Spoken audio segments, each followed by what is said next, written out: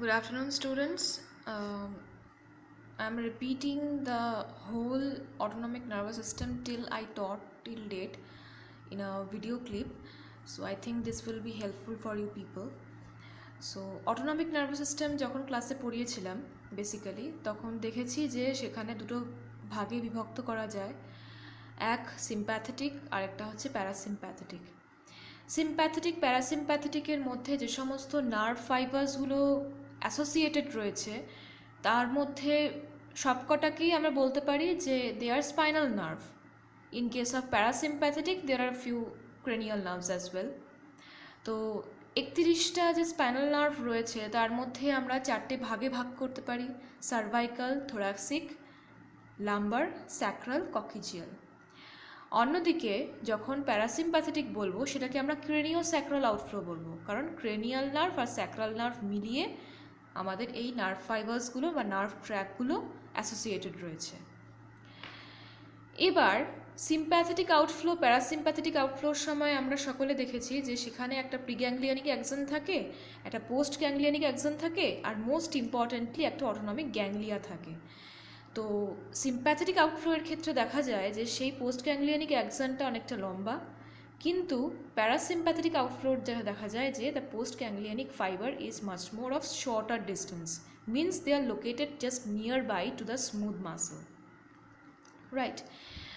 So if we look upon the functions of parasympathetic and sympathetic, we will see that the sympathetic nervous system is always responsible for any kind of excitement or flight and fight response. On the other hand, parasympathetic is always there to calm our system down. তো দেখো অনেকটা contraindicated functions, যেমন যদি আমি ব্রঙ্কিওলসের ফাংশনসের কথায় ধরি, তো সেখানে দেখতে পাবো যে সিম্প্যাথেটিক নার্ভাস সিস্টেমের যে নার্ভ ট্র্যাকের ফাইবার্সগুলো সেগুলো যদি ডায়ালেশন করে থাকে, ব্রঙ্কিওলসকে ডায়ালেট করছে মানে ব্রঙ্কিয়াল স্মুথ মাসলকে ডায়ালেট করছে, তো দেখা যায় যে অন্যদিকে parasympathetic nervous system that will constrict.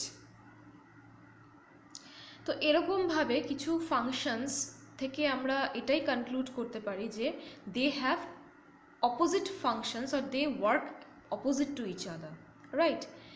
তেমন করে এই প্যারাসিম্প্যাথেটিক অ্যান্ড সিম্প্যাথেটিক নার্ভাস সিস্টেমে কিছু নিউরোট্রান্সমিটার রয়েছে। নিউরোট্রান্সমিটার অর্থ যেটা আমাদের এন্ডোজেনাস কেমিক্যাল সাবস্টেন্স, যেটা একটা নার্ভ ইম্পালসকে বহন করতে হেল্প করে। Neurotransmitters are nothing but an endogenous chemical substance that helps to transmit a nerve impulse along the nerve fiber. So this process is also known as the neurohumoral transmission. The thing is, by the generation of this action potential or excitability and conductibility of a nerve, nerves release neurotransmitters at the synaptic cleft, and that neurotransmitters will sit upon the respective receptors and they will bring about the physiological changes.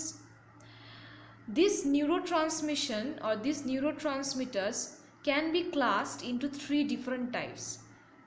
First of all, they are the peptides. Now before mentioning these neurotransmitters or classes of neurotransmitter, let me tell you, neurotransmission and neuromodulators are 2 different substances which have almost the same function but a little bit of difference, which resides in your nervous system.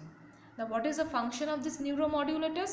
Neuromodulators গুলোর কাজ হচ্ছে একটু বড় ধরনের molecule, মানে এই যে peptides বলা হচ্ছে না, enkephalin, substance P, VIP, neuropeptide Y, somatostatin, this are all the neuromodulators. মানে কথার অর্থ থেকে এটাই বুঝতে পারি যে neuromodulators always modulate the release of neurotransmitters, যেগুলো are nothing but they are the small molecule. এখানে একটারই নাম বলা আছে, এখানে নাইট্রিক অক্সাইডের small example has been given. Basically acetylcholine, NE, adrenaline মানে norepinephrine, noradrenaline, everything, dopamine, serotonin, these are all kind of নিউরোট্রান্সমিটার্স, small মলিকিউলসের মধ্যে পড়ে। And exceptions are there, few like purines and pyrimidines etc. তো এই যে ডায়াগ্রামটা এখানে দেওয়া আছে এটা আমরা সকলেই দেখেছি, আগে জানি, তাও একটা খুব ক্লিয়ারলি একটা ডিফারেন্স দেখো।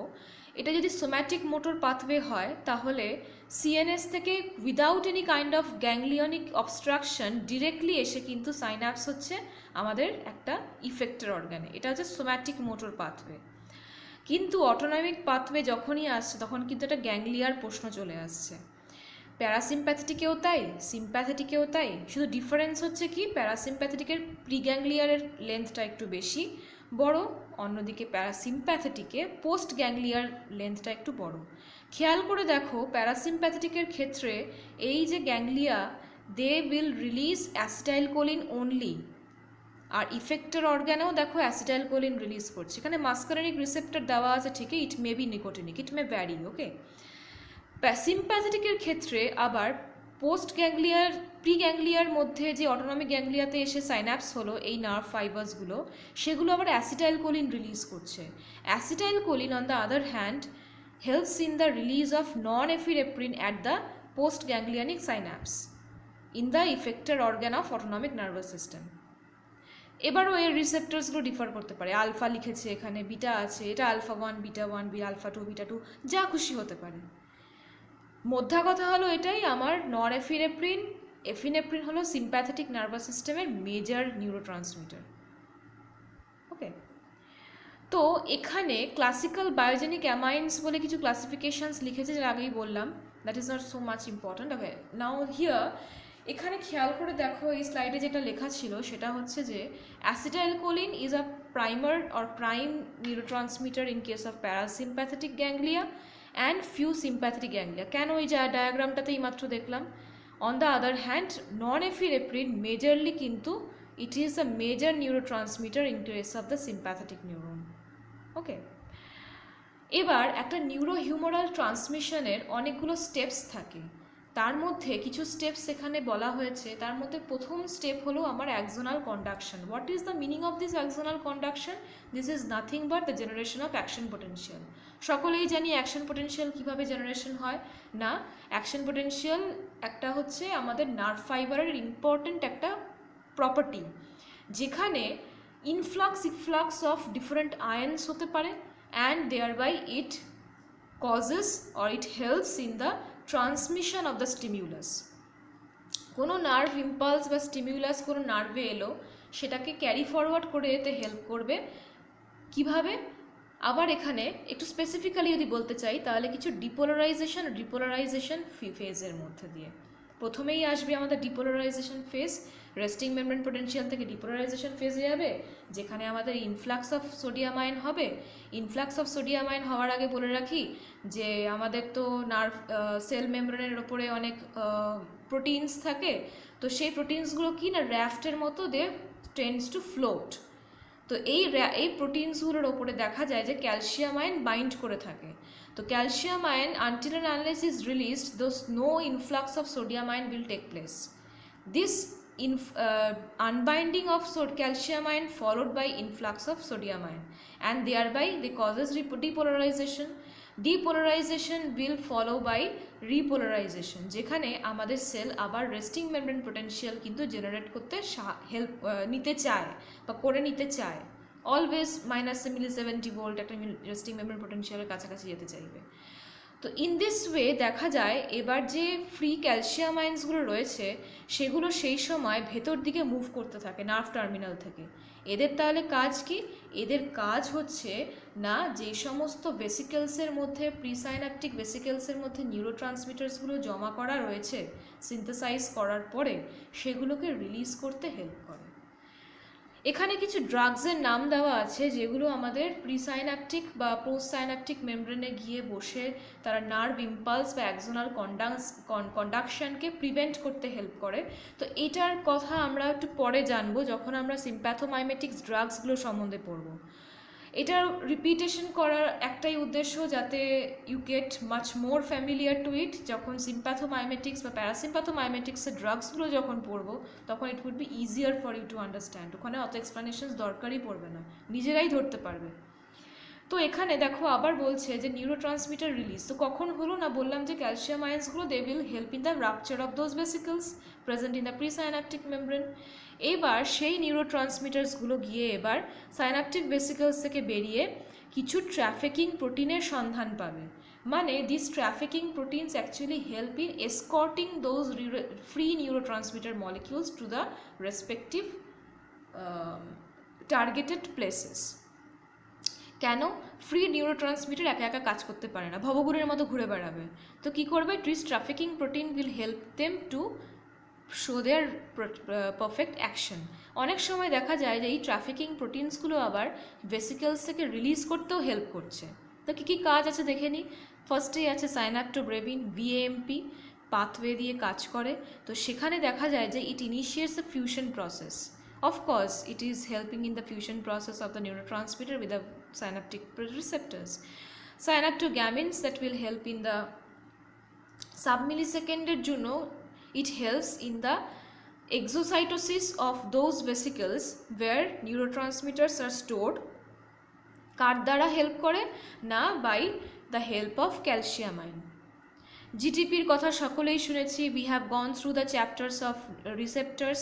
You have gone through this receptors chapter, so you have gone through the G protein coupled receptors. You all know that this is a complex transmembrane bound protein, 7 layers of membrane, তাই না? একটু ম্যাগির মতন দেখতে হয়, এরকম এবড়ো খেবড়োভাবে যায়, অনেকগুলো তার প্রোটিন মলিকিউলস থাকে আলফা বিটা গামা করে, সেগুলো কি হয় না বাইন্ড করে থাকে অ্যাক্টিভেট করার জন্য জিটিপি থেকে জিটিপি বা whatever transmissions you no.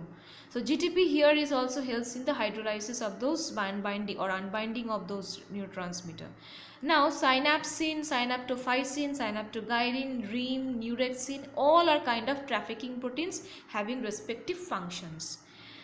এবার আসি রিসেপ্টরসে। এই রিসেপ্টর হতে পারে পোস্ট সাইন্যাপটিক রিসেপ্টরও হতে পারে বা প্রি সাইন্যাপটিক রিসেপ্টরও হতে পারে। পোস্ট সাইন্যাপটিক রিসেপ্টর সবসময় আমরা জানি হয়ে থাকে যখন ওই যে ডায়াগ্রামটাতে দেখলাম যেখানে অ্যাসিটাইলকোলিন এসে ওই মাস্কারেনিক রিসেপ্টরে বসছে বা নিকোটিনিক রিসেপ্টরে বসছে বা নন এফিনেফ্রিন এসে আলফা রিসেপ্টরে বিটা রিসেপ্টরে বসছে এসেট্রা এসেট্রা। কিন্তু যেগুলো প্রি সাইন্যাপটিক ভেসিকেলের মধ্যে যে রিসেপ্টরসগুলো থাকে সেগুলো না জেনারেলি দেখা যায় যে নন এফিনেফ্রিনের ক্ষেত্রেই বেশিরভাগ সময় দেখা যায় যে রিআপটেক করতে হেল্প করে। রিআপটেক জিনিসটা কি আমরা দেখছি একটু পরে। তো রিআপটেক হয়ে গেলে কি হবে? কনসেন্ট্রেশন অফ নন এফিনেফ্রিনটা বজায় থাকে। তো এটাই হচ্ছে ওর কাজ।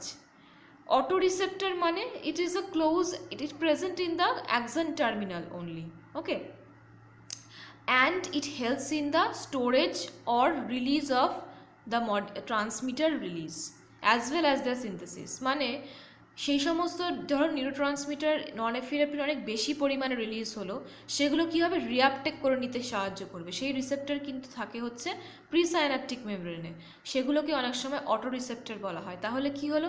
সিনথেসিসের পরিমাণ আর স্টোরেজের পরিমাণ অফ এনিটার বজায় থাকলো। এটাই হচ্ছে অটো রিসেপ্টরের মোদ্দা কথা কাজ। আচ্ছা, নেক্সট আসি একটু ইলাবোরেটলি। এখানে আইপিএসপি ইপিএসপি বলেছি, একই জিনিস বারবার রিপিটেশন হয়েছে, I am not repeating anymore. তো যেটা জানবো সেটা হচ্ছে এই ধরো নিউরোট্রান্সমিটার্সগুলো এবার প্রিসাইন্যাপটিক মেমব্রেনের মধ্যে এসে বসবো, পোস্ট সাইন্যাপটিক মেমব্রেনাল জাংশনের মধ্যে এসে বসলো, সেখানে গিয়েও তারা ইপিএসপি আইপিএসপি জেনারেট করবে, তবেই তো নিউরোট্রান্সমিটার বা নিউরোর ইম্পালসটা একটা নার্ভ থেকে আরেকটা নার্ভে যাবে। তো এখানে দেখো একটা জায়গাতে লেখা নেক্সট স্টেপটাতে যেটা আছে সেটা হচ্ছে ডিস্ট্রাকশন। আচ্ছা, নাও ডিস্ট্রাকশন অথবা আপটেক বলতে পারি আমরা এটাকে। তো এখানে কি হয়? এখানে নন এফিনেফ্রিন বা অ্যাড্রেনালিনের নন অ্যাড্রেনালিনের ক্ষেত্রে দেখানো হয়েছে, এটা কিন্তু অ্যাসিটাইলকোলিন হলেও কিন্তু একই জিনিস হতো। কি হয়?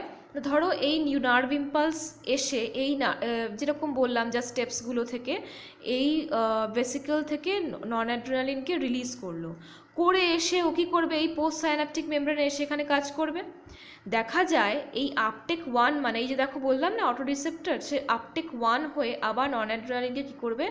এই ভেসিকেলের মধ্যে হয় পুড়ে দেবে, না হয় এই মাও মানে মোনোঅ্যামাইন অক্সিডেজ এসে একে কিন্তু হাইড্রোলাইজ করে দেবে। এটাই হচ্ছে ডিস্ট্রাকশন। এবার বলতে পারো যে ডিস্ট্রাকশনের তাহলে কাজ কি? এটা হচ্ছে এক্সেস যখন নন অ্যাড্রেনালিন যখন তৈরি হয়ে যায়, সে তো নার্ভ ইম্পালস তো বুঝতে পারছে না, নার্ভ টার্মিনালস তো বুঝতে পারছে না, তারা জানে যে একটা নার্ভ এনে রিলিজ করে দিয়েছে মানে এবার ওকে সিনথেসিস করতে হবে। তো synthesis process goes on, it never stops. তো when it is getting excess amount, your nerve impulse or your nerve membrane will sense it. তখনই কি হবে, মাও এসে ওকে ডিস্ট্রয় করে দেবে। এটা কোথায় হচ্ছে? এটা কিন্তু এই প্রিসাইন্যাপটিক নার্ভ টার্মিনালের মধ্যেই হচ্ছে। অন্যদিকে দেখা যায় যে এক্সেস নন অ্যাড্রেনালিন এসে এই যে পোস্ট সাইন্যাপটিক নার্ভ ইম্পালসের দ্বারা বা পোস্ট সাইন্যাপটিক মেমব্রেন রিসেপ্টরসের দ্বারা অন্য কোথাও ডিস্টেন্ট অর্গানে চলে গেছে, তখন পোস্ট সাইন্যাপটিক বা সেই সমস্ত ইফেক্টের অর্গ্যানসে লিভার থেকে এক রকমের এনজাইম প্রোডাকশন হয়, যেটার নাম হচ্ছে কম্পড, মানে ক্যাটেকল ও মিথাইল ট্রান্সফারেজ। এসে কি করবে, এক্সেস নন অ্যাড্রেনালিনগুলোকে কি করবে, হাইড্রোলাইজ করে ডিস্ট্রয় করে দেবে। তো এরকমভাবে কি হচ্ছে, ডিস্ট্রাকশন হচ্ছে। তো ডিস্ট্রাকশন হলে কি হবে, ডিস্ট্রাকশন হলে তবেই আমার একটা normal level of neurotransmitter will be maintained, means homeostasis will be maintained.